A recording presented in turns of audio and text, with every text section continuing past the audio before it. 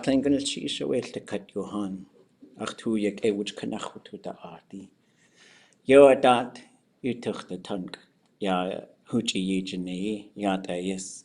Tlach tuas go zi jineiyí a joy one qanins chakut ye de awa ach ten de tani ada. Ye awa qa gal jin kat kadech yegi yakwachi a qawush kanach gach tu da art. Aqa awe ach tuas go kagach tu aq. Uj in shkagach tu llnig. Wish gallnig e qa gall just qa wuj idch qatang. Chadachasa e tuas go gwallach tuas go qa allingich gallnigi. Chagudach llingich gallnigi. Hashuka putzati ha gwall llelk dain awe at wutu yag. Aqach tuas go yisaku ya da putzati katse qasad kagiu du at gwall giwe du sag. Ja de ja go atlein qanach ye keish gallni putzati. Say de ja you do a sag kagiu du at. Ja de ja da adach putzati at kullagau taku jineiyí dach gallnig. Sit kunaki dach gallnig tanachi dako. Ja du kusti data we you rewa tansu gwall kudach yati at qoa. Qa yata tsa kutzati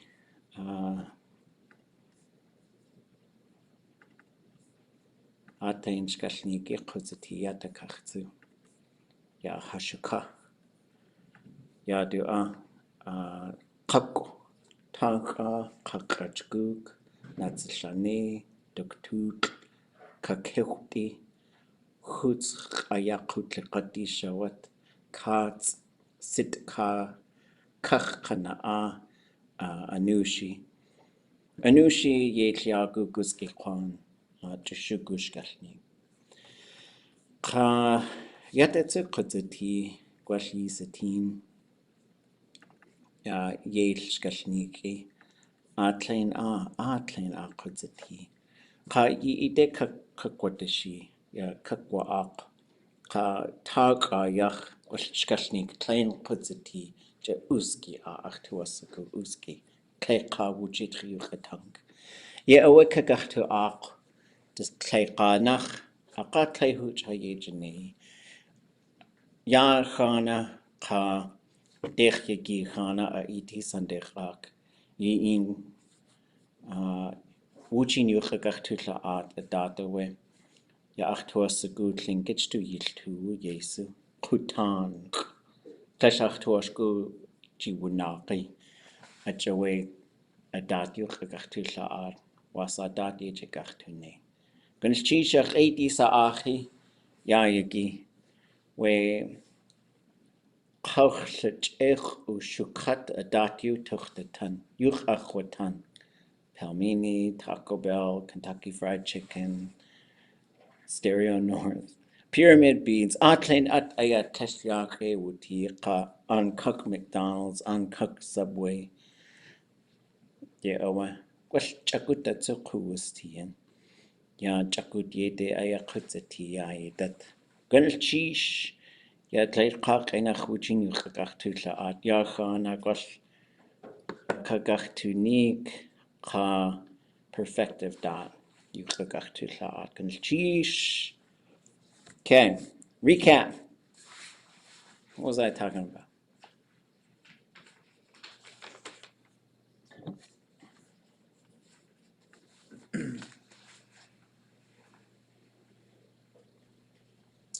Started off with like the think it stories, some of the think it stories. Yeah. Maybe not started off there, but different think it stories.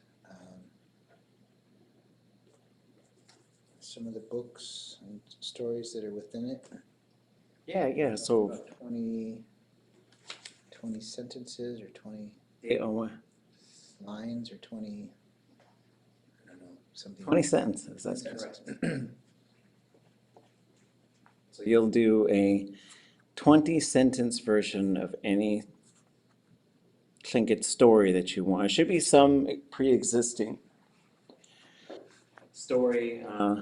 Feel free to take a look at them, but it's a bit of a challenge to cut it down to 20 sentences.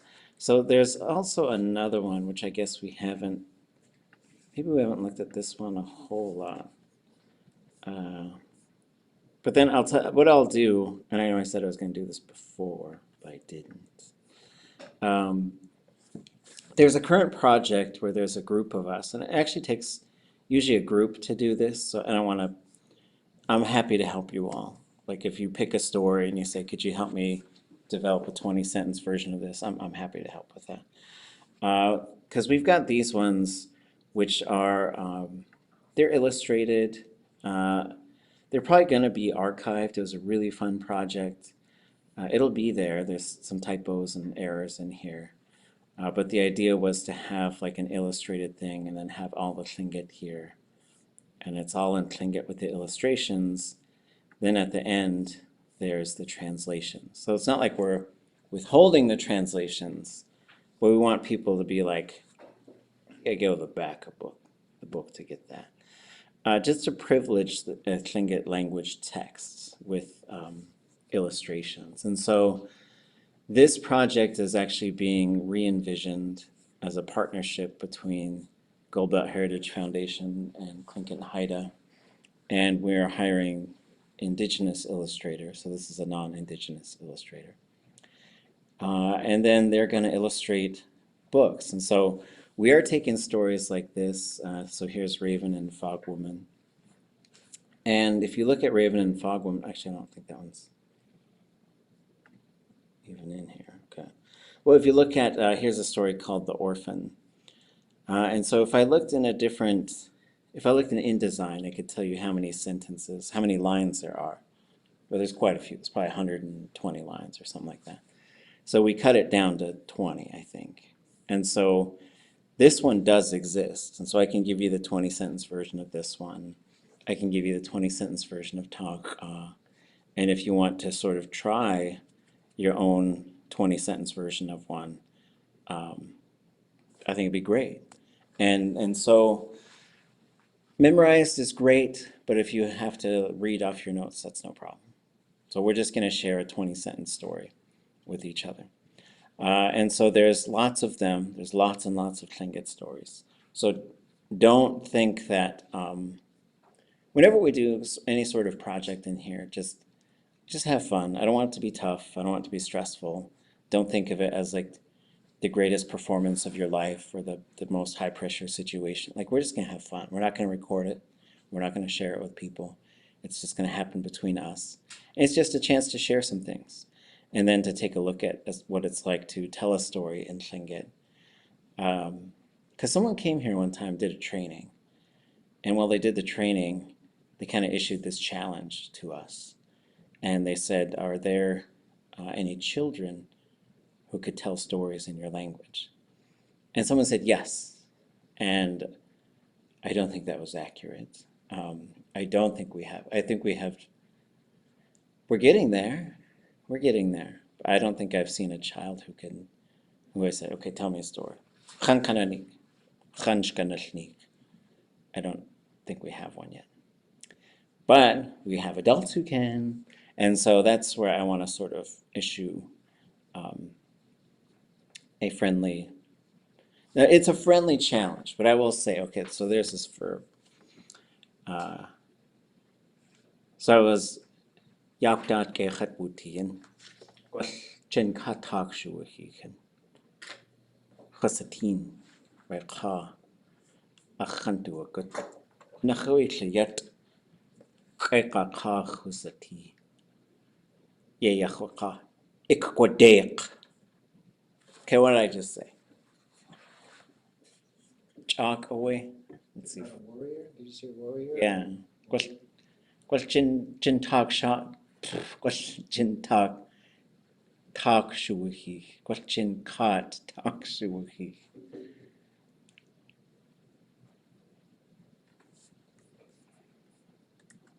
Maybe I'll write this one down.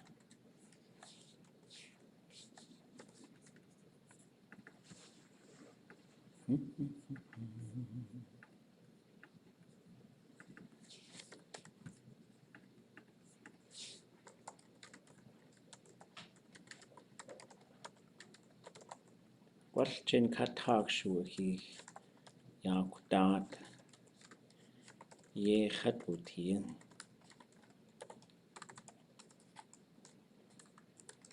Khosatin. Kainakha. Khandi yanagat. Klayat. Eqa. Kha. No. I'll just say sati.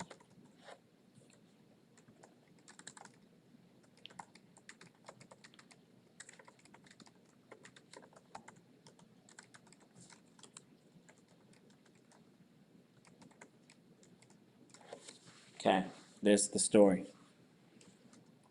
Question katak shuahi. Oh, yes, I'm enjoying it very much.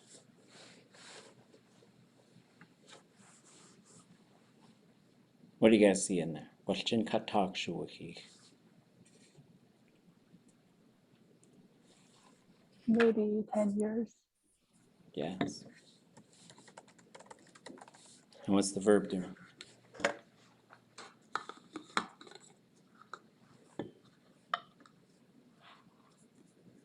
Let's go look up he.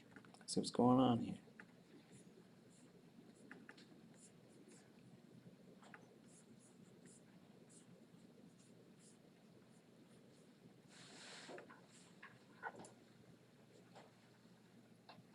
We're looking for sh, ya, he is the way it's going to be listed in here. To run out of, to end, to come to an end, to pass, to be used up.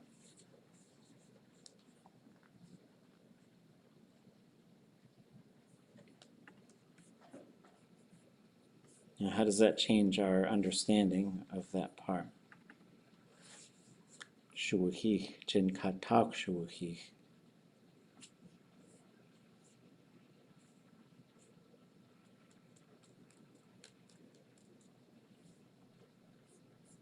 Maybe 10 years have passed. Yeah, oh wow. So this is that's how you mark time. Shuhi, right?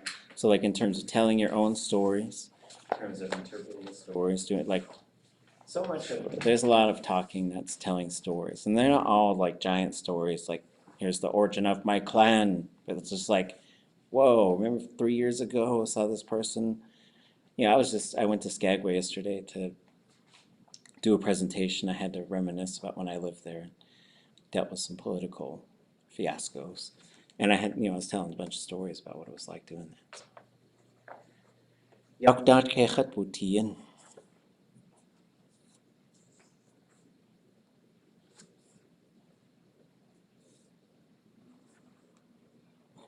Oh, is it Yakdat? I was in Yakutat.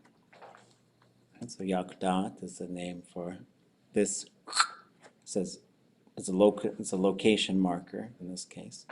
Kechat Wutiyin used to be, not anymore. Khosatin kainakha akhandi yanakat.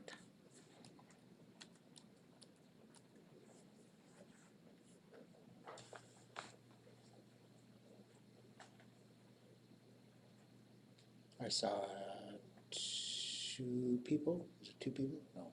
Kayaaní. Kleinach dachtach. Kleinach dachtach naskinach daguninach kijuninach. Oh, one person. Yeah, right. I don't know why I said two. I don't know.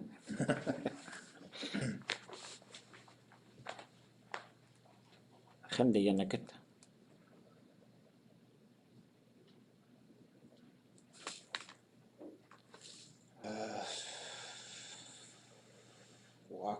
something walking, someplace towards walking.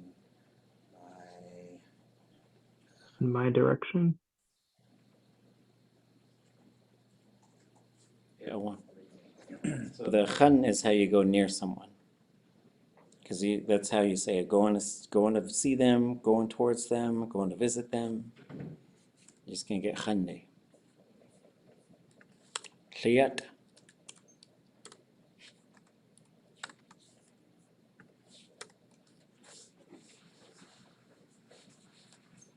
Okay, look that one up. Sounds so familiar. I think we did that one recently. Let's go. Try the verb database. Mix it up. Oops. Down. What's your roots? Gee, look at this.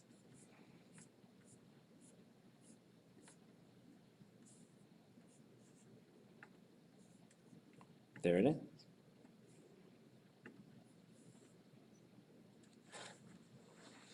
Oh, that's interesting.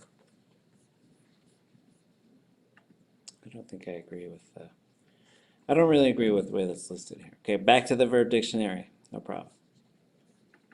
We'll look up yacht here.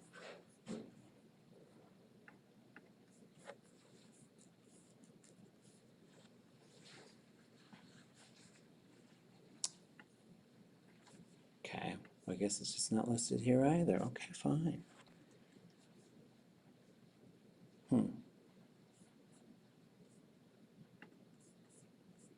Well, I guess I'll just tell you. I don't know why it's not listed in either of these. So this is long, yes. X'éig. Generally long.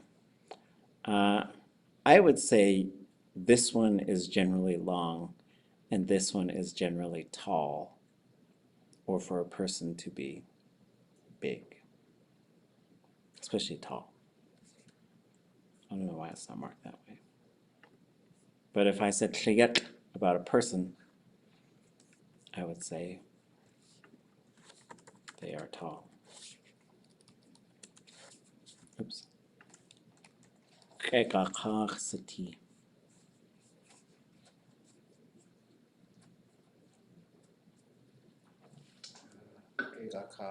That's like a warrior.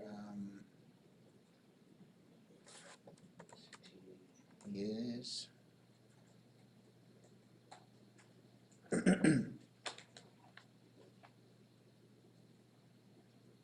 قاوي خد يوسقها إكوديق.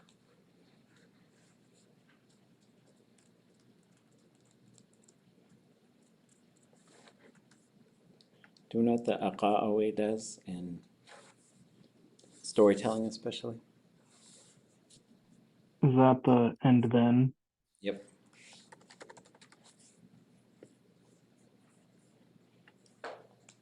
Second part, يخد يوسقها. I said to them. This is exactly on the right track, but as far as like who said to whom, subject said to object.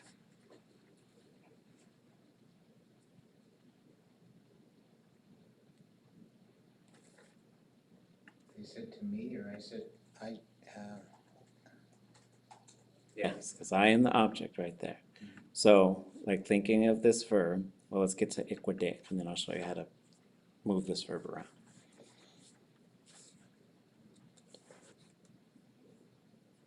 Go look up this one. It's a true story, so it's good. It's good to know all your verb roots, as many as you can. There it is. The challenge. It's a true story. His name was hóoch'i.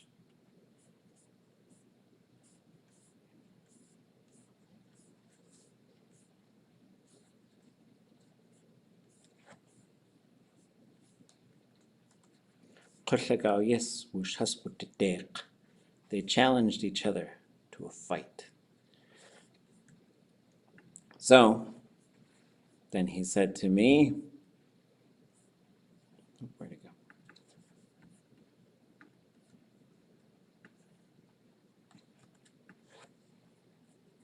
I challenge you. I'm going to challenge you. What do you think he was talking about? This was at a language gathering. Who can make the biggest piece of fried bread? It's a good guess. No, that's not it. Nope. Spelling. No, because we were just standing outside. Spit the farthest. You were standing outside, no? Nope. No? We used to do that when I was This was an elder. Okay. He's a pretty tough guy. So yeah, so he came up to me, like just, he's got like these aviator sunglasses on, he's real tall. And he comes up to me and goes, "Ikwadek." I said, all right. And he just said something very complicated in Tlingit. He wanted to see if I could understand it. So these things will happen sometimes, that people find out that you can speak Tlingit, and they might want to challenge you to see what you can do. So this is a very light challenge. Yik-kodek. I'm going to challenge you to tell a story, right? Just to tell a story. So if we want to do one of these things, and we're going to practice a few of these, but here's an example of stuff that's to come. So we're going to take something and make it into a table, like this. And so the table might go, what am I doing? Hold on. Way too tiny.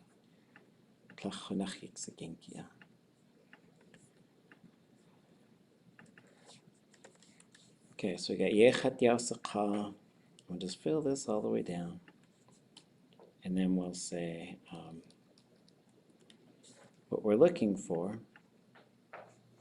is if I said, I said it to you, and then I said it to you all, I said it to them, I said it to them all, and I said it to people. And so these kind of all the options. I could say it to myself and I could say it to us, but we're not going to deal with that one because it's going to be too complicated and it's kind of weird. So basically what we have here, if we do have the yay part, but we have chat, and then we have ya, yu. In this case, 0, si, ka. So let me make this a little bigger. Hold on. Well, maybe I will. Okay. So thinking about this, maybe I will. Okay, so I'll make this gray, and I'll make this red, and I'll make this blue, and I'll make this purple. Maybe. Where's my purple? Guksa. Grape. This one is mocha. Okay. So now I got my color scheme down. So to change some things in this verb, right? So if I wanted to change this verb to say, I said it to you, right? And so, because we have something here already, right? So let's start with this. So we have, they said it to me. Then I want to say they said it to us. Oops. They said it to, let me just copy that. To you.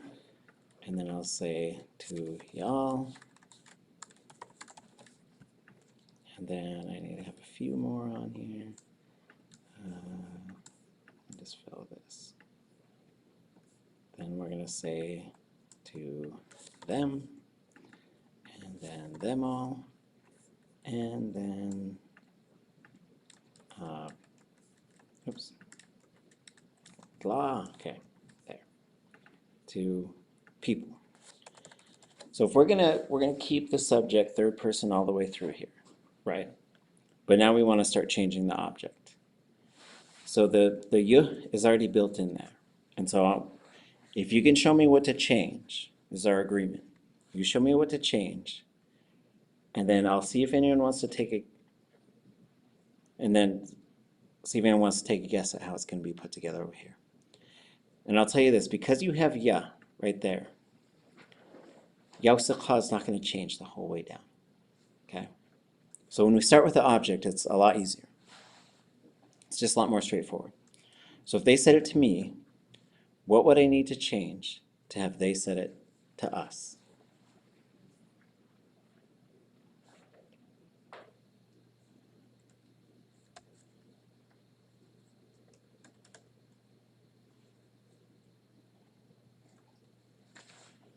In this case, the blue is who it's being said to.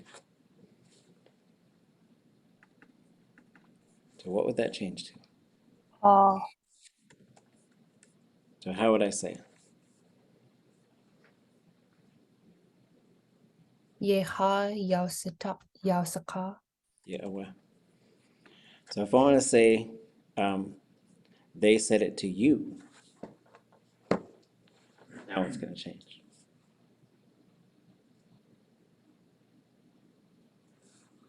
To E to okay. Eh. But then one more thing needs to change over here.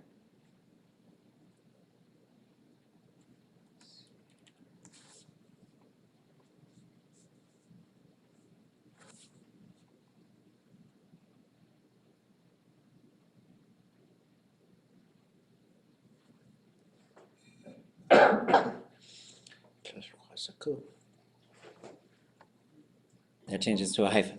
So the I must attach to the verb. Has to attach to the verb. It cannot sit on its own. So in the future, as you folks are going forward and you start writing wasa ituasak or wasa iati, that I better be attached. Okay? Don't leave it float. Don't. It's like a form line. Can't float this. Gotta attach it. Okay. So how am I gonna say it, and how am I gonna write it? Or if you can say it, I'll write it. How's it?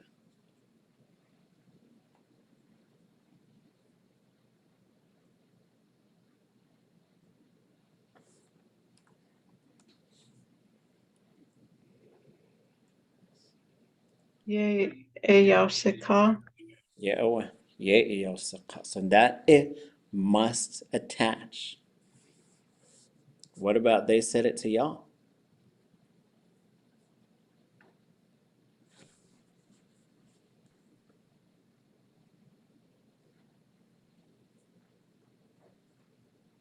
Ye Yeah. Oh. So how would I say it?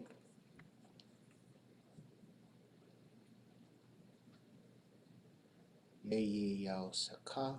Yeah. Oh. Yeah.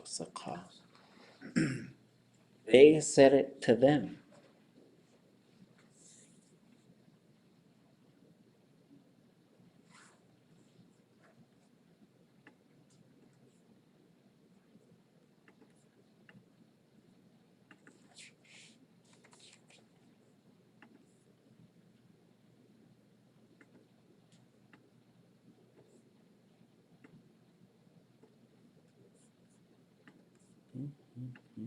Is it has ye a yausaka?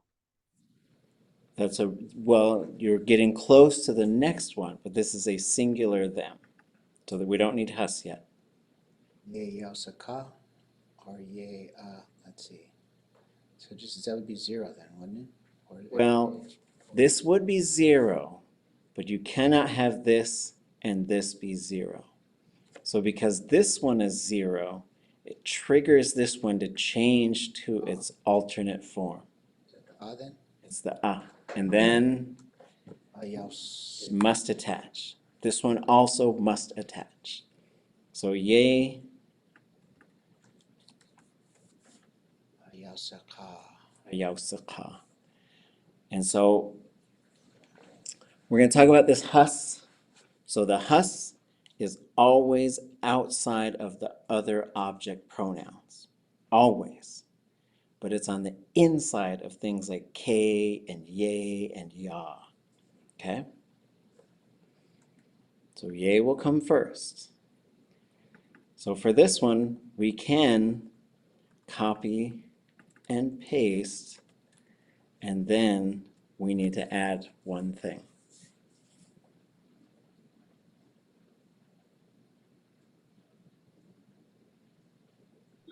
Hus. Us, right? And then this is a green thing.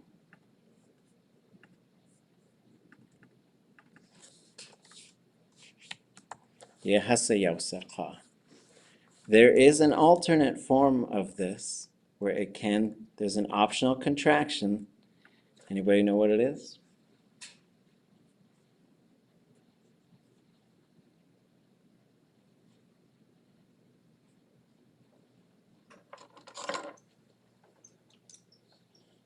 That. How do you think you say that?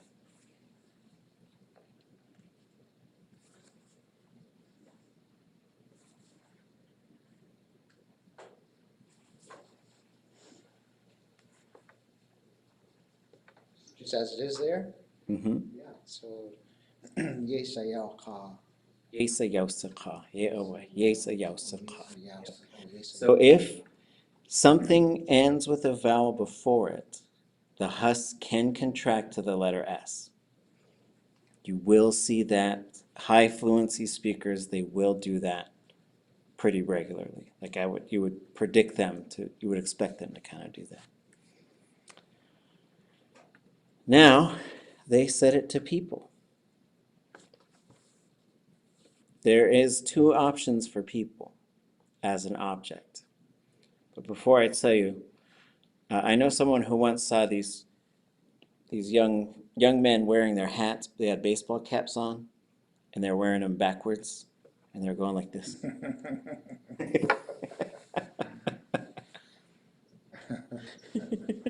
I just thought of it because I was going like this because the sun is very bright. I'm gonna get so tanned this last week of class. So what are the two options for people? Fourth person human.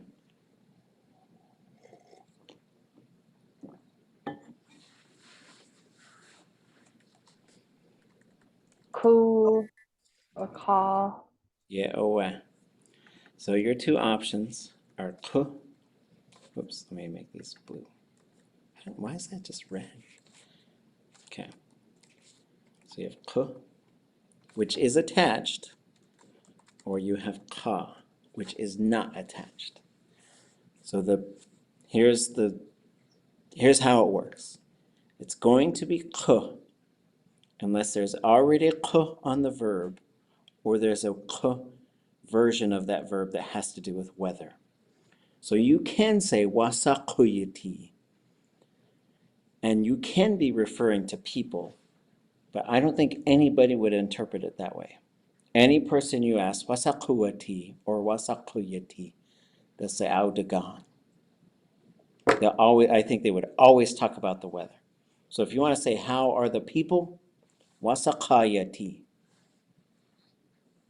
Don't say shkahati, the people are crazy. Okay. So k is what we're going to use here. So it's going to take the place of khat, and it is going to attach. So how would I then say, they set it to people?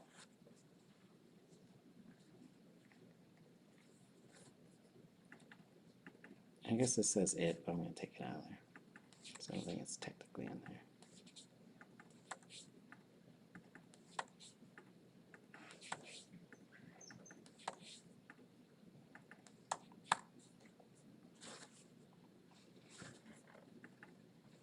That's what we got to change.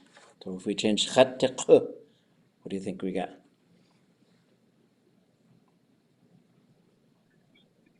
Hoya. Saka. Yiqyawsaqa. They said to people. Yeah, okay. Any questions about that?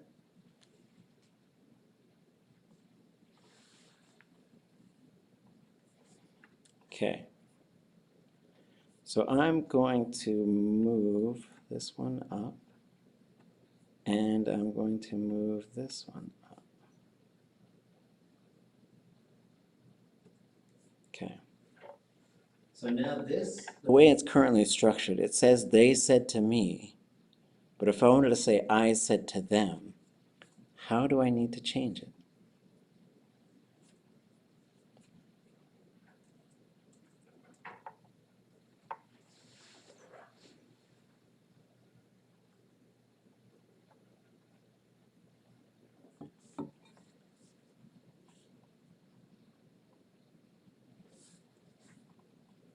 There's two things that need to change. One of them will change all the way down. So let's take care of that one first. If this is 0, what is it going? So this is they, but I want that to be I. What was it? Yay. Ayaw hóoch'i. Yeah, well, yes, you're on the right track, but I'm just trying to change just the pronoun. So don't do the whole verb yet. But you had it. Hóoch'i. What? Cha. Yes, cha. Yes. Chasi. Well, we're just doing the cha right now. So yes, you're doing great, but you're looking into the future. So there's cha. We're changing cha all the way down, cha all the way down. Okay. Okay. And so, well, then what's going to happen in this case to cha?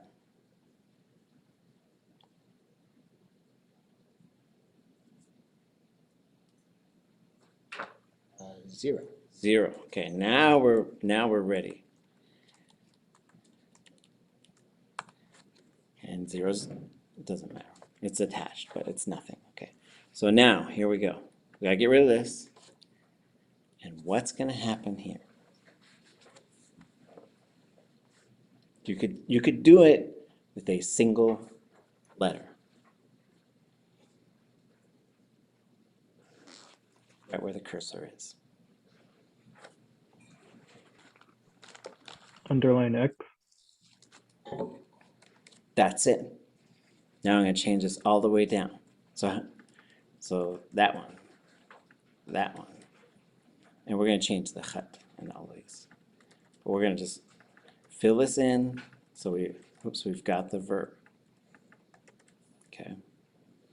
And this ya actually makes it a little bit easier because now nothing further is going to contract. Right? Even as we go down, we will change a single pronoun in the rest of these to get these to match up. So how would I say this one? I said it to them.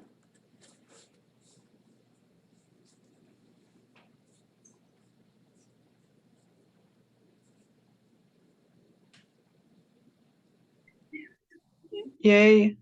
Yaxsaka. Yeah, away. Jineiyí.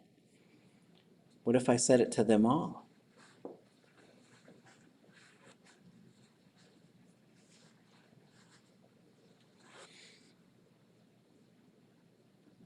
Yay has yaxika. That's it. So I'm going to go up here and grab this green hus with a plus. Then I'm going to put it right here. Change this to 0 and attach it.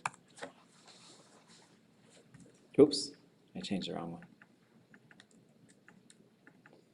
Ye has yaxsaka or yes yaxsaka. But don't worry about that one yet, okay? Right, you're getting this. Look at, you're getting these. These are very advanced concepts. You guys are getting them. But now we've got ye and yaxsaka. Those will not change. I said it to you. So what needs to change over here?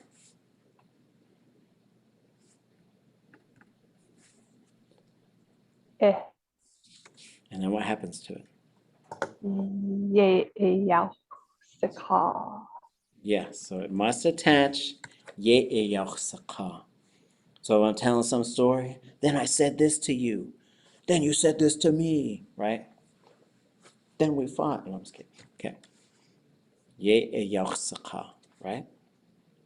These are all, this hóoch'i is going to be the same all the way down. I said it to y'all.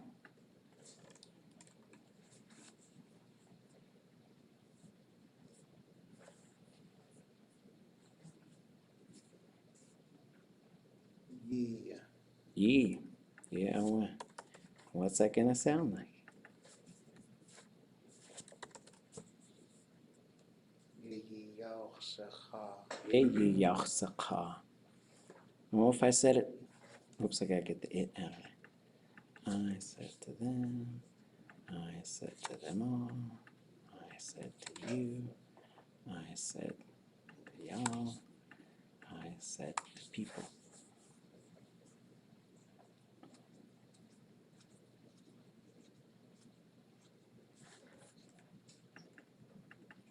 What's that gonna change to?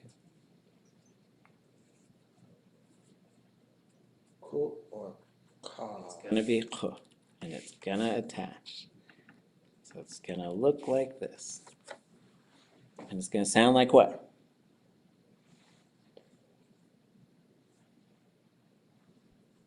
Ye hóoch'i. Yeah, or what? So we are ready. We are ready for this work. We're ready to change these pronouns. We're ready to put perfectives together. We've learned all this stuff, stacking it all up in our minds, like how Tlingit functions. Now we're going to start sort of putting more and more of the pieces together and running through a whole bunch of drills like this. Because if you just do this, and it is an unnatural way to do it, right? Just like change this, change that, change this, change that. It's kind of robotic and systemic. But once you sort of have that in your brain, you can start to do this. And then as you're telling a story, like I'll do this all the time. And then I just got to think of this verb. Because this is the verb to say a certain thing. And then they said thank you to me. Right? Whatever the thing is they said to you.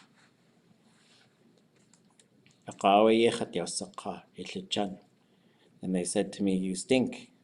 Right? So whatever the thing is. Any questions?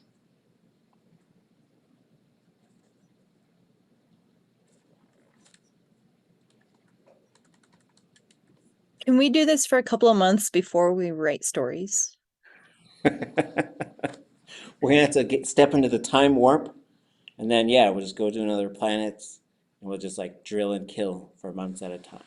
But yeah, I do think like there is a future with like the Tlingit intensive where we all just got to go to an island and just like speak Tlingit. There was another elder in Yakutat. I guess they're just tough in Yakutat, and he used to say, "Speak or starve." So we're not going to go that hardcore, but I do think it's really good. Like the more you can do this stuff and then balance it with listening and speaking, that I think it unlocks so much stuff. Like we are at the unlocking phase. We are unlocking so many components of Tlingit right now that it's exciting. And I think like there's still going to be points where you feel like you can't get over this hill, but you will. So the ku gets attached. Mm-hmm. And does the ka also get attached? No, that one doesn't. So when we get, let's take a look at that. I was just looking up there and you had I was checking this. I just couldn't remember if you forgot to add a dash at the end of it or not. Oh, okay. Because there was. Yeah, so you get a dash at the end of and k. Those are the only three, but they must always be attached. This is the one where I see people, it's just lonely, all by itself. Maybe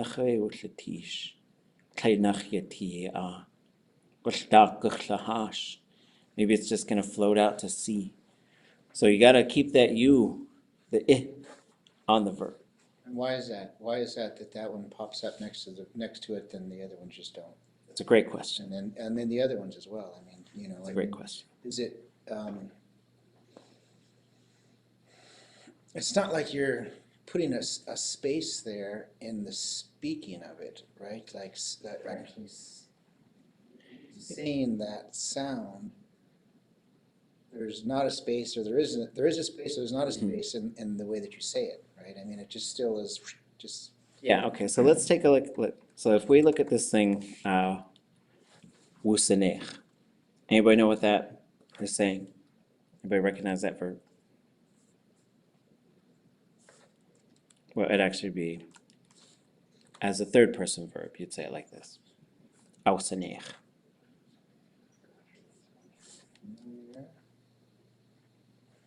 Is that to save? Yeah. Like, hóoch'i. They saved them or they healed them, right? So this has to do with healing or saving. We could use ku for this, but we'll just use ausanech, okay? So if we say it third person, right? So third person, it's always going to be a zero subject, and this is a really good way to look at this example. So here's chat. So if I say chat, I say chat wusanech, right?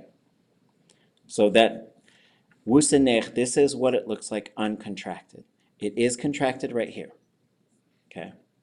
Because this is a vowel, and so this is going to trigger contraction.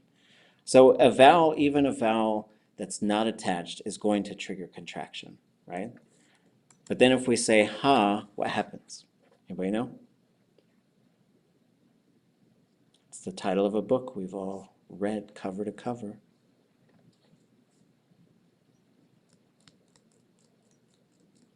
Blank sanecha yuchatangi.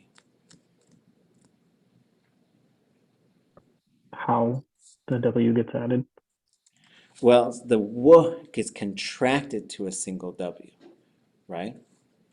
And then we got usanech, we got usanech, and then we'll have ausanech, has ausanech, and then kusanech.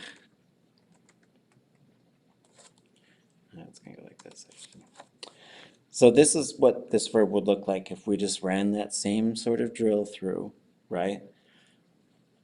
And so you say, okay, so that ends with a consonant, doesn't cause contraction. There's something we can see. All of the ones that end with vowels cause contraction. But to get to the reason why we separate some of them, we've got to go one step further. And where we're going to go is this verb. What is this verb? How do we translate this verb? What does it mean, kind of? Bad or evil? Right? Okay. So same thing. Klesh, chet, ushke. And when he sang that song, we had no idea how much of a confession that was, right? Okay, so klechet ushke, right? And so we're going to skip, so klech ha ushke, we're bad. We're going to skip you, because we're going to come back to that. Klech yi ushke, okay, yeah, see that? Clear separation. Klech ushke, klech has ushke, klech ka ushke, because we do have klech ushke, and people would always think of the weather. So look at these. These are all ushke, ushke, ushke. They don't affect that verb, but one of them does. You being so naughty, klech ishke. It changes it. So that's the reason why we have to attach it, because it will cause additional contractions that the others will not. Not all the time, but it certainly does here. And to help you remember this, so maybe I told you guys this story before. So we've been doing these classes for a long time, just like this. People in the classroom, people online. And there are some students, like they're always online. It's always interesting to see a student that I've only seen online, and then I see them in person. I'm like, is that the person? That's the person in the little Zoom box? Yay! Right. Sometimes it takes me a little while to figure it out. But there was someone I knew, and they were always on Zoom classes. And then there was a conference, and we all went to the conference. It was like a sharing our knowledge, Tlingit conference. And I saw them. I said, "Wasa ieti?" And they said, "Kesh ishke." So I said, "Cheteke?" I said, "Oh, kesh ishke." So that's a yichsene. What's a yichsene? And they said, and then we switched to English because it's like, what did I do? What happened? And they said, "No, I'm just doing terrible." I was like, "Oh, well, you said I am terrible. You said I am bad. You told me." So it was conjugate your verbs correctly because, like, hey, how are you? You are terrible, right? So it's just like, but I wasn't, I was just instantly thinking, like, okay, what did I do wrong? Because I'm always doing stuff. I'm always messing up. And so I'm always just trying to be conscious of it. But it was just a mistake. And so I thought we laughed about it afterwards. But so that is why you write I attached. Okay, so before we take our break, I heard this from, I heard it from Jineiyí, who has a new name.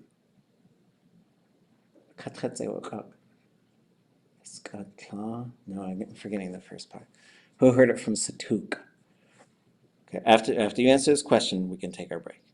And the answer to the question should be dasa. Okay, that's what you have to say, dasa. Wasa duasak hot tub.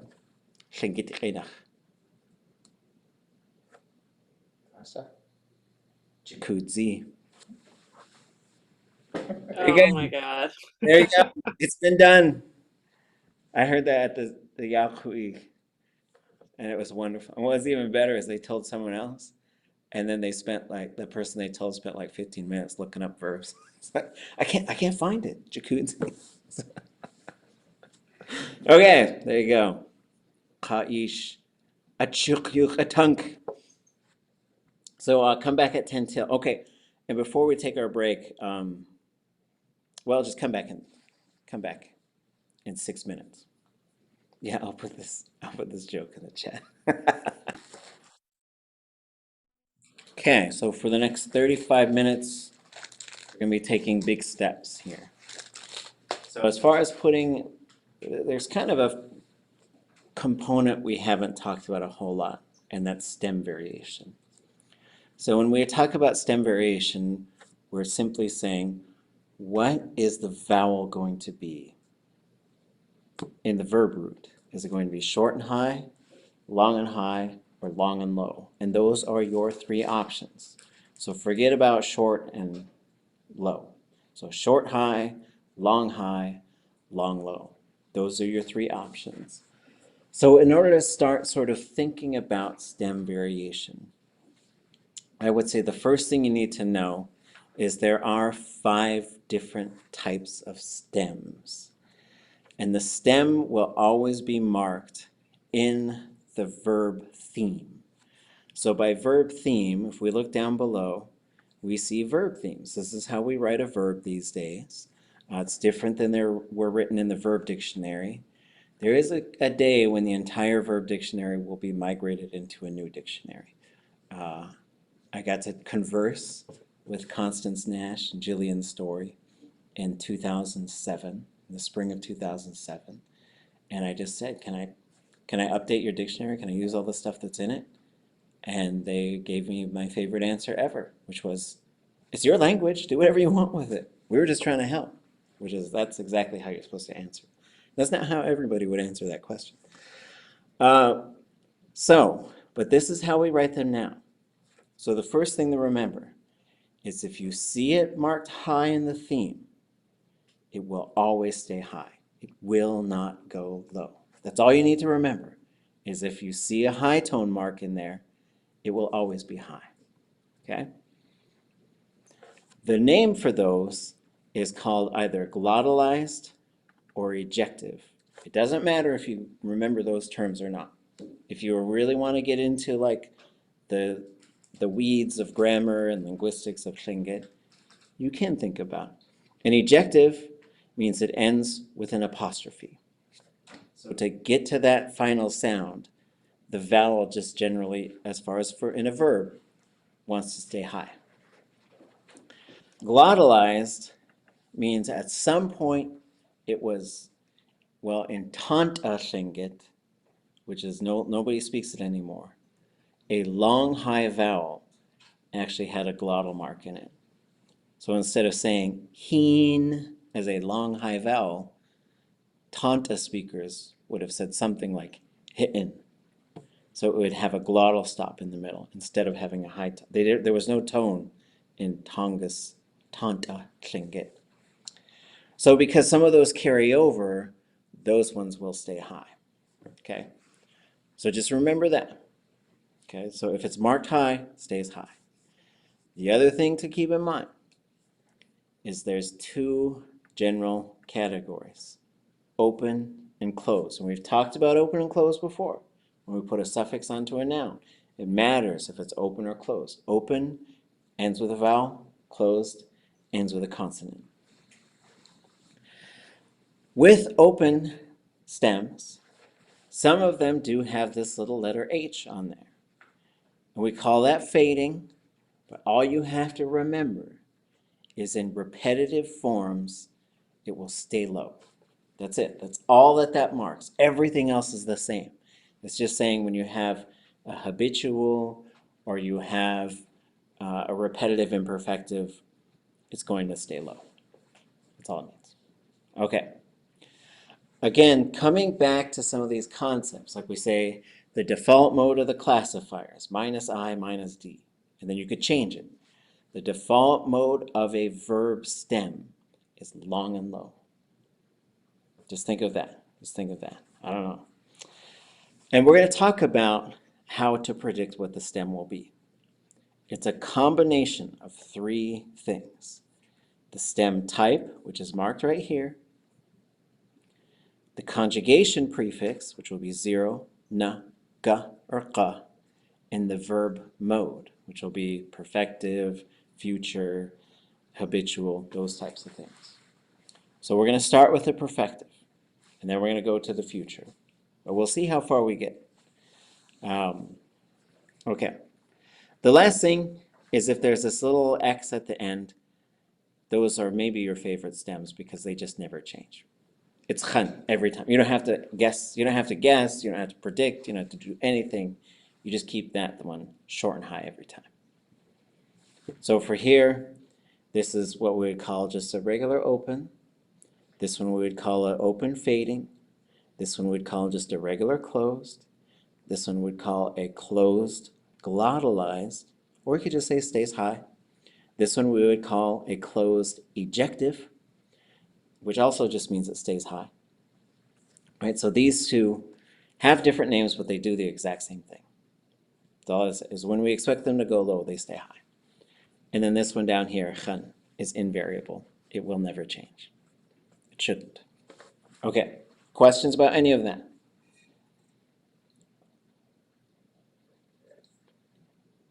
Maybe you said it, maybe I didn't hear it. What are those called? What would you call those? Regular fading, regular glottalized, ejective, and variable. What would that be? Well, What would that be called, like across the top there? So we say open, closed. Mhm. Then you could say open. I would say it's open, it's fading, it's closed, it's glottalized, it's ejective. Those are the names I would use for them. So when I say open, I just say it's just a regular open stem. But if I say fading, that means it's open and it has this little H. And then you could say closed. You could also say closed high. Maybe there's a future where we drop these two words and combine it and just say closed high. But for now, we'll usually say closed, glottalized, closed, ejective. Or, I don't know, if you said glottalized or ejective, it has to be closed. So for me, I would say, if I were to talk about them, I would say open, closed. So open, fading, closed, glottalized, ejective.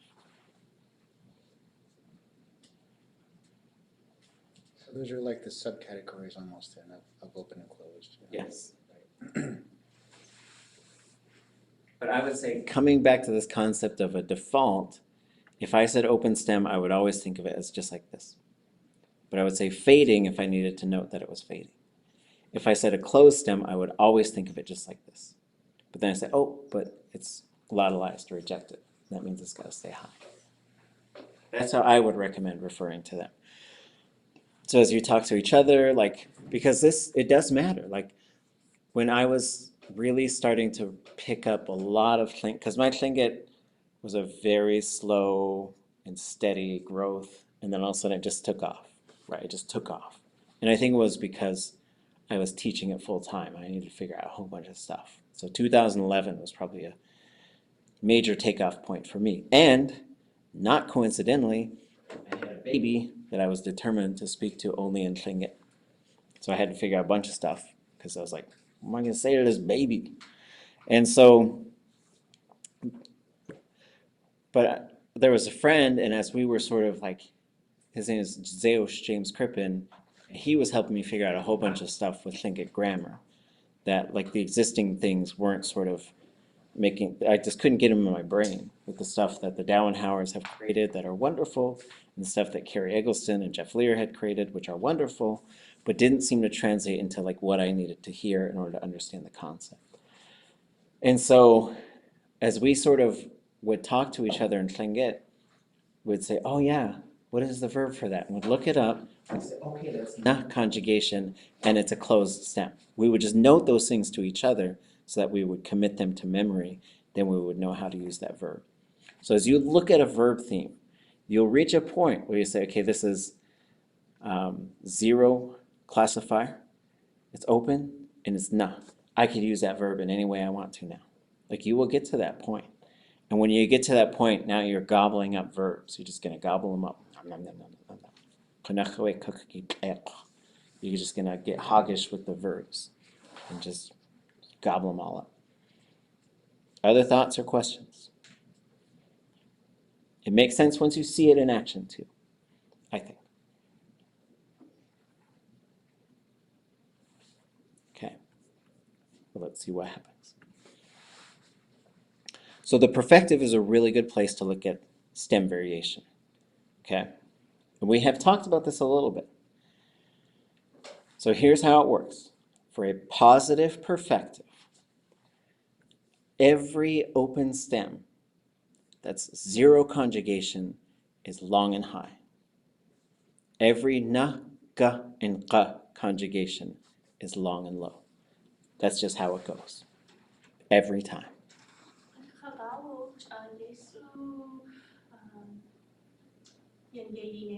Oh, okay. Okay. They got hearing aids next door if you guys want it. I forgot to say that when we took our break. And for those of you who are online, I hope you're getting them somewhere. Okay.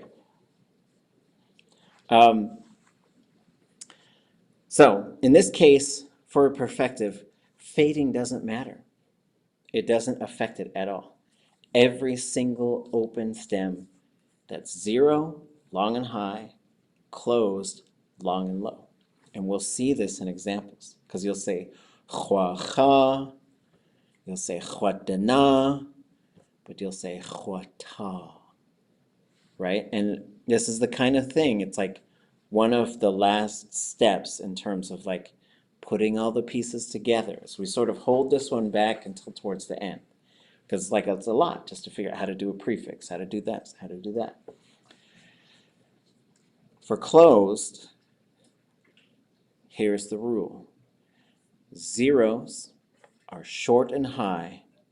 Everything else, na, ga, and qa, are long and low, except for glottalized and ejective because they have no low version.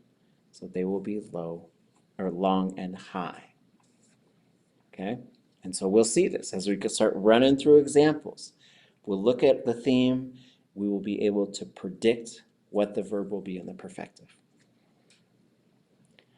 For negative perfectives, and we're not going to do negatives for a while.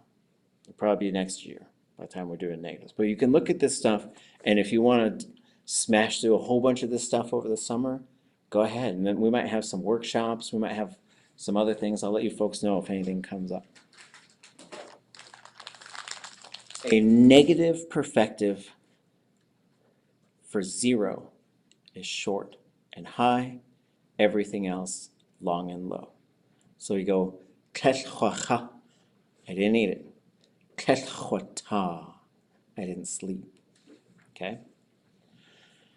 For all the closed ones, they all want to be long and low. So if it's closed, it's always long and low in the negative perfective, unless there's no low version. Any questions about that? Seems like a lot, but it is extremely predictable.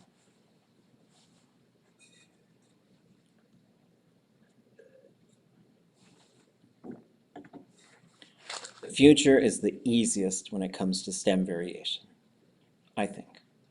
Because a positive future always wants to be long and high.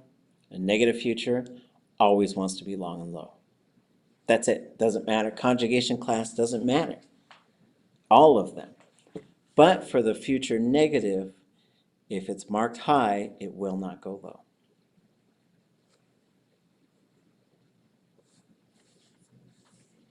So to put a verb together, what you're doing is building a prefix and then putting and then predicting the stem variation. That's really what it comes down to. And you do this stuff in a sort of a manufactured kind of way until this stuff will just sort of start to be produced in your brain. And then you'll have a new verb and you'll be like, oh yeah, I can just add this into the thing. My brain already knows how to put these together. It does take time, and different people have different approaches in terms of what they do. Some people don't like to think about all the mechanics that are there. Some people do like to think about that. So it's a combination of understanding and memorization. And then the key is repetition, reading big passages of Tlingit, listening to it, and just trying to speak. Because through all this, I think we do, this is continually the problem that we have, is that we have 4 hours a week to teach people Tlingit, and in 3 years, for 4 hours a week, we're limited on what we can do. So we try to run through a whole bunch of information with some examples. But if we could just sort of have, if we all just lived on an island for a little while, someday we'll just have Fantasy Island Tlingit style. You go there, we'll smash your boat up, and you'll be stuck there. Well, maybe we won't smash it, okay? We'll just hide it. And then you'll be there for a few months, and then you'll leave, and you'll just be speaking Tlingit like an ace. That'd be great to smash it up, and then we can build one. We can Yeah, right? By the time we build a new boat, then you can go. Yeah. So we will smash up the boats, okay? Yeah. And that's what we'll use for fire, okay? So the thing with a positive perfective, okay? Let's just learn how to put this thing together. You're gonna be able to put positive perfectives together with high accuracy. That's the goal here. So it's going to have the perfective marker y. It's going to have a plus I classifier. And it's going to have this, you can look here and predict what the stem is going to be, okay? Which for opens will be long and high for zeros, long and low for everything else. For closed, short and high for zeros, long and low for everything else. Every component of this is absolutely predictable. There's no guesswork that has to take place once you learn all the things that are there. Any questions?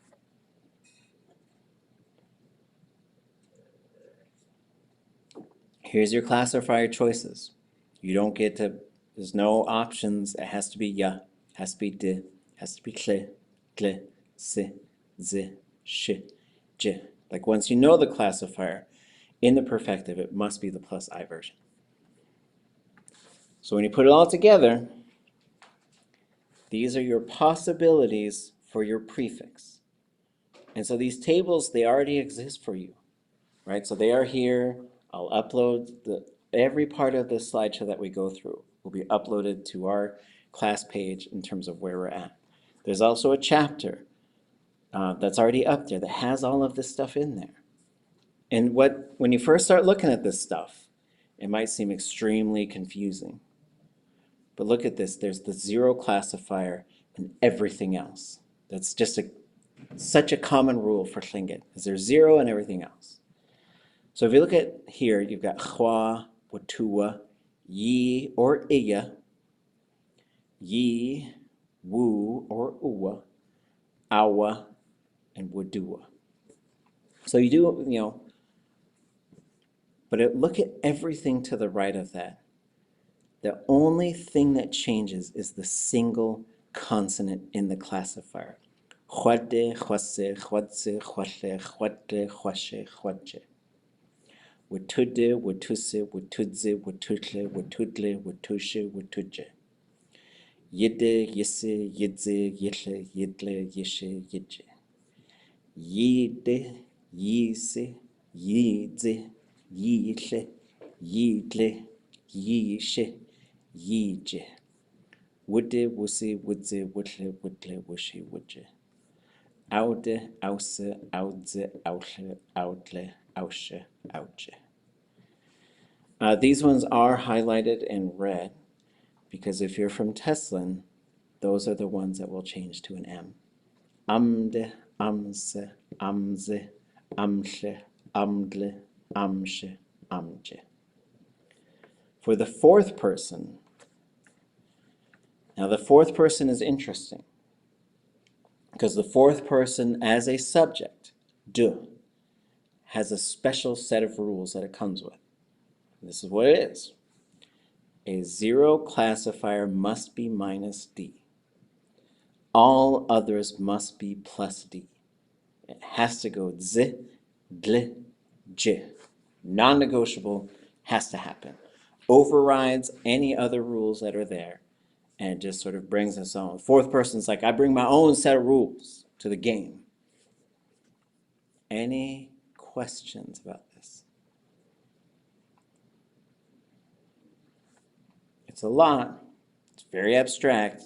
Once you see it in practice, it does start to make sense. Is this in one of the books, like the printed books? So it's in hóoch'i Kayaaní. It's also in the verb conjugation book, which is a draft, which maybe over the summer. I might finish it. It's like when Raven says, I might break the daylight on you. I might finish the book.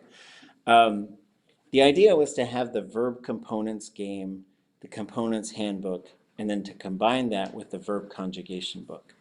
If you look back a couple classes ago, both of those texts, the verb conjugation handbook and the verb conjugation textbook, the drafts of them, are, and I'll put them up on our class tonight so you can take a look at them again.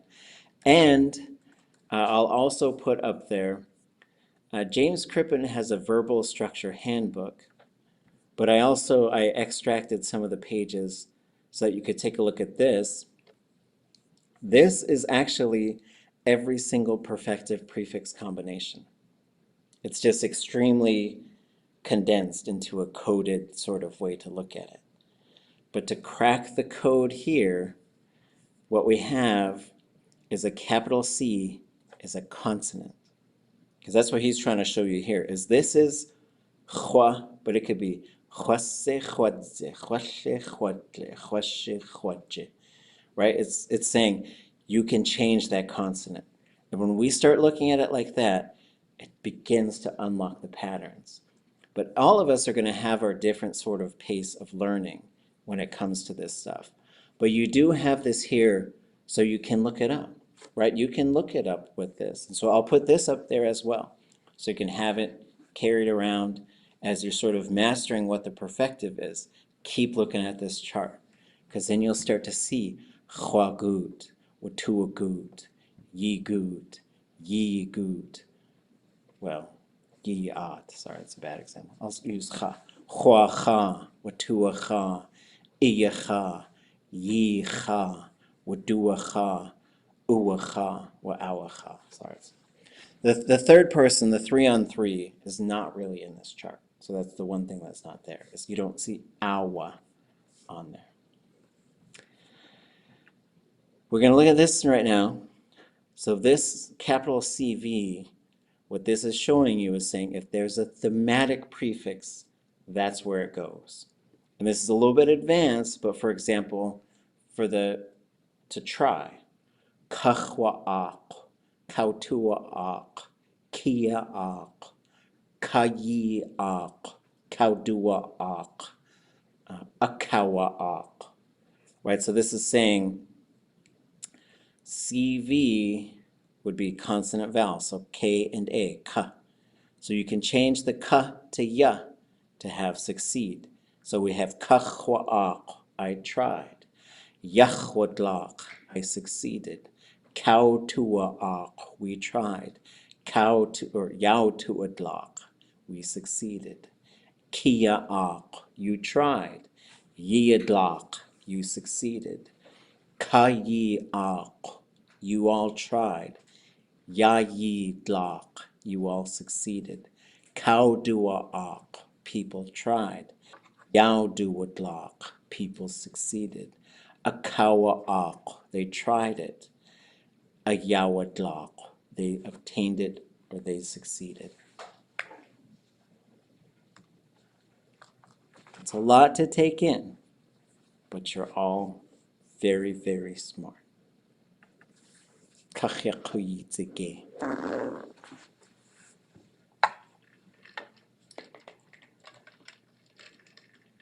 Here it is with ka. But the nice thing here is you could change this. Whatever the thematic prefix is, you could change this.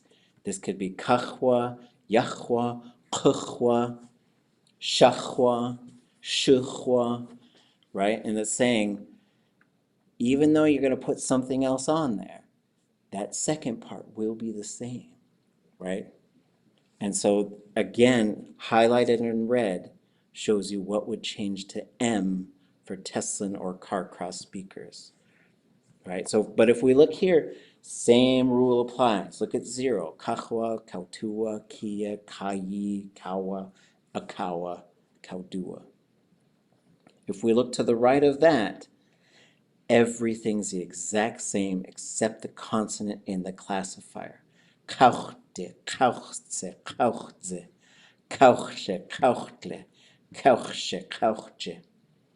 There's a lot there, but the only single thing that changed was that consonant in the classifier.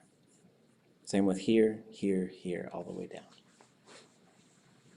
This unlocks the whole perfective. And if you need to, look at the chart. Look at the chart to say the perfective version. Because what you're doing is you're helping yourself remember it. But just remember, you're going to get off book someday. So there's two things with all the books. Two things I'll say. One, they are tools, but you need to get to a point where you don't need them anymore.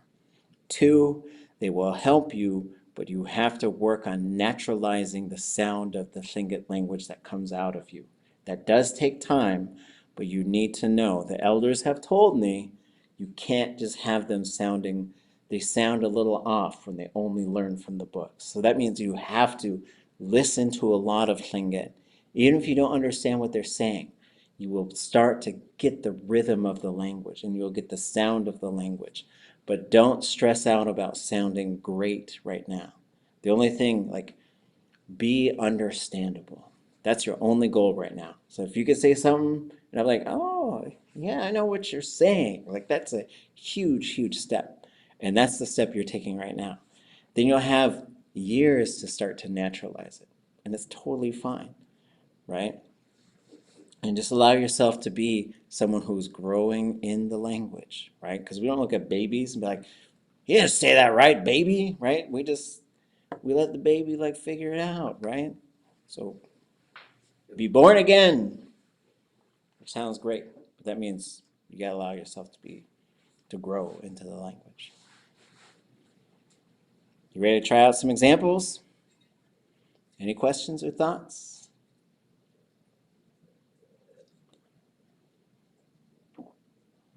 Okay. You're becoming predictors where you won't need these tables, even though these might be kind of new. We've looked at them before, but just kind of briefly, right? And you have them to help you. So we're going to start with a verb where we only change the object pronoun. Okay?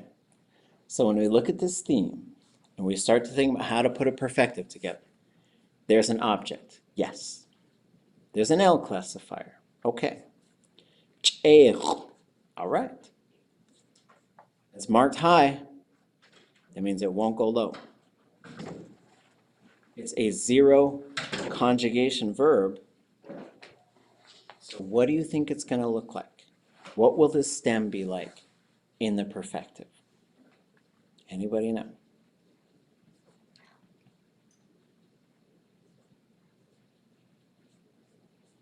A zero closed is what?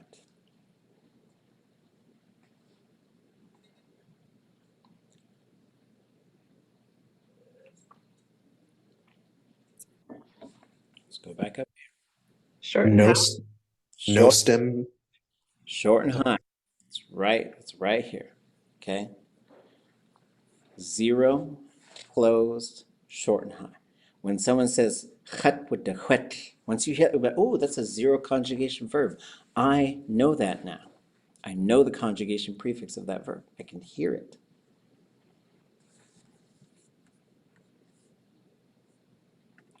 So the cheat sheet is up here to your right, just so you know. Object y, okay? So here's the thing, is it's gonna be that's gonna be the perfective version. We are gonna see that changing the object causes contraction, just like we talked about like an hour or so ago. It's not a scary thing. So how do you think you'd say, if the verb itself is I am dirty?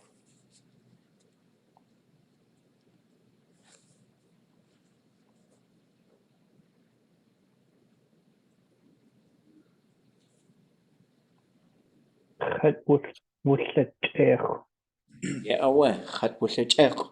right? So here's the chat, we throw that in there. Now we're going to change this. This one does go in a different order than sometimes. Sometimes I go first singular, first plural, second singular, second plural, third singular, third plural. In this case, we go first singular, second singular, third singular. First plural, second plural, third plural. Okay. So, you are dirty. That's a vowel. It's going to end with a vowel. So it should cause some contraction. The contraction we should expect is to knock the letter U out of there.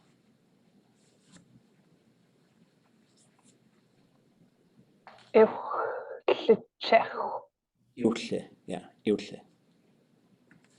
Iwche. Everybody say, chat wche. Chat with the choke. Iwche. It's the choke.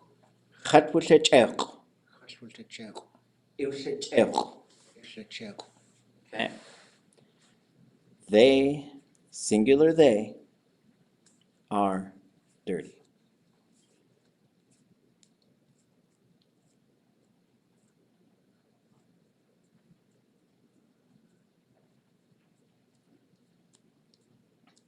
With the choke. Yeah, what? Right, so there's no subject here. So if there's no subject in the theme, you know that third person object is just going to be an unmarked thing every time. So your English brain might want to put something there. You're like, huh, duh, us, I don't know, right? But then that's just the English brain. English brain cannot handle the fact that there's an unmarked pronoun. It's fine, English brain. We are dirty.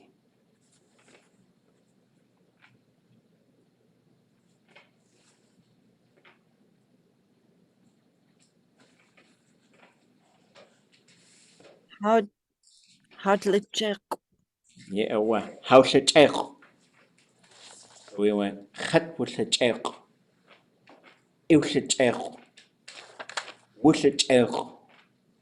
How should check?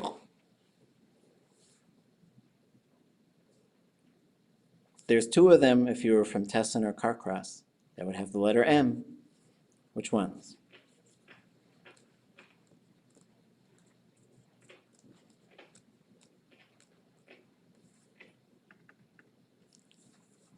Im X'éig. Ham X'éig. You all are dirty.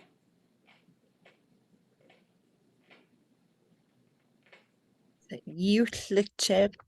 Yeah, away. You X'éig. Okay.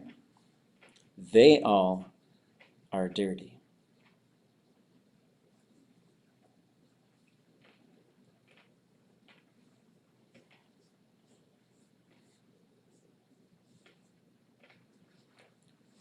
When we get to this one, if you look up here and put hus in front of it, you've got it.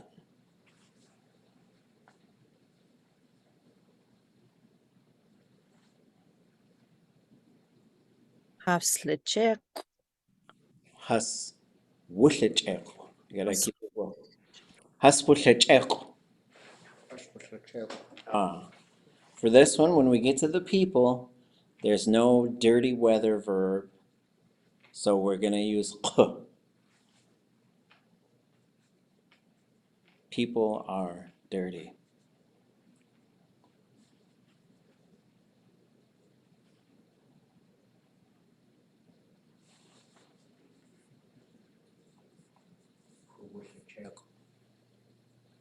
Wush'éig. So q and perfective gets you ku. Underline K-O-O-W. Just tends to go along, right? Wush'éig. Okay. Okay, so this is our first perfective verb. We talked about these rules. We're going to start going through some examples before we switch to, we're not going to switch to the negative yet. But let me just open something real quick before we run out of time. So when we look at, let's see. So this is the handout for the perfective. And so the idea of, whoops, hold on, I lost it. It's bigger on the screen. Okay. Oh, that says future. Hold on. Hold on a second.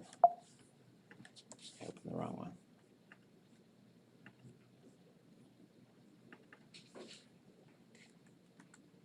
There it is. Okay.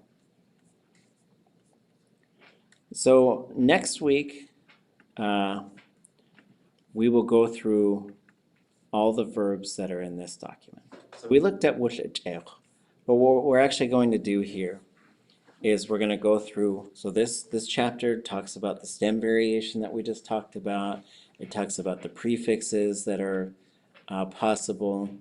But the way that we're going to sort of show them is by going through and looking at these examples, right? Especially getting into here. So if we get to like this verb, hóoch'i, watuat'i, yeet'i, yeet'i, awat'i, husawat'i, waduat'i. What we're going to do is we're going to walk through all of these. We're going to look at the theme, talk about the things that it shows us. Look at, and so this shows us the pattern right here, and that we're going to go through the sort of pattern here: 0 classifier, D plus 0 classifier, S classifier, D plus S classifier, L classifier, D plus L classifier, SH classifier, D plus SH classifier.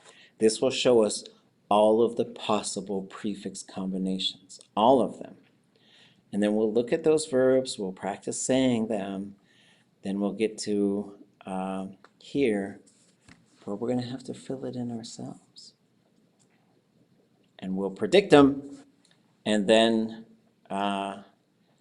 next Tuesday will actually probably be our last class together. You'll have a guest instructor on Thursday of next week, but I'll be in Anchorage at a language conference. I see a hand up. Wasaway.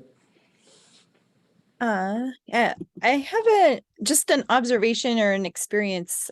Just curious if anybody else ran into this too. Back to the dirty verb. This, uh, for a long time, it confused me that the verb only has an object and that the object behaves like a subject. Yes. But I finally, and so that category of verbs is called object intransitive, correct? Yes. Yeah. So that means there's no subject, but the object behaves like a subject. Mhm. And just in observing the list of those from, I think, chapter 7a in the beginning Tlingit workbook, it looks like they often behave similar to what we call linking verbs in English, or being verbs instead of action verbs. Like the object is kind of receiving the action. Mhm. That's what I'm thinking of it in Tlingit to help me understand it apart from English, but use my English trained brain to kind of bridge that gap. Yeah, anybody else experiencing something like this? Have thoughts on? That confusing to anybody? Yeah. Well, a Tlingit state for something to be a certain way, usually that's going to be an object pronoun in Tlingit. And it usually is a subject with a linking verb in English. And so the problem is English has just been doing it wrong. Like English should be saying me dirty, you dirty, them dirty, us dirty. But also it would be like, but there's also a word order thing here too, right? So it'd be like dirty me, right? And so it's interesting. It's just like languages function different and it's okay. So for something to be a certain way, Tlingit just likes to have those be object pronouns, right? Chatlitzin, itlitzin, haslitzin, kushlitzin, right? It just likes it to be that way. And so that's one thing that we have to sort of get used to. And also dropping the M is, R, will be, those types, like Tlingit's like, we don't need those. We got little particles to deal with that stuff. So another comparison I thought of, just to think of it in English or to train my English brain to think more Tlingit order, was to think of it as an object pronoun with an adjective, like poor me, dirty me. Yeah, what are some of the others? I'm forgetting. Sorry, it's 9:30 here. We good, me good, us good, you all Yeah. good. Me Them, sick, me wet, me weathered in, me powerful. yeah, what? Anyway, it's kind of fun. Yeah, yeah, and so to see how Tlingit takes care, and it's because yeah, I think you have to do some of that stuff for fun so that you get used to it because your English brain is going to keep wanting to rearrange things. Be like, no, put that over there. You're like, no, stays. Okay, fun stuff. Okay, folks, read the chapters so that when we hit it on Tuesday, we can get through all these verbs, and then you will. I'll show you, my goal is to show you both the perfective and the future, and then to push you out of the nest. Fly around all summer with all these verbs, have fun. But yeah, there'll probably be opportunities to do some workshops, do some other stuff too. But I'll stay in touch about it. Cheesh, Yuhan. Sheesh. Cheese.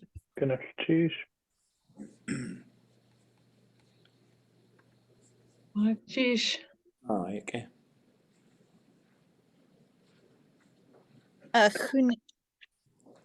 Um, Huh? I know you're busy and I know it's a crazy time of year, but do you have any office hour time? Yes, yes. We can set up a time for afternoons next week. Okay. Yeah, should I email you? Yeah, okay. I'll email you.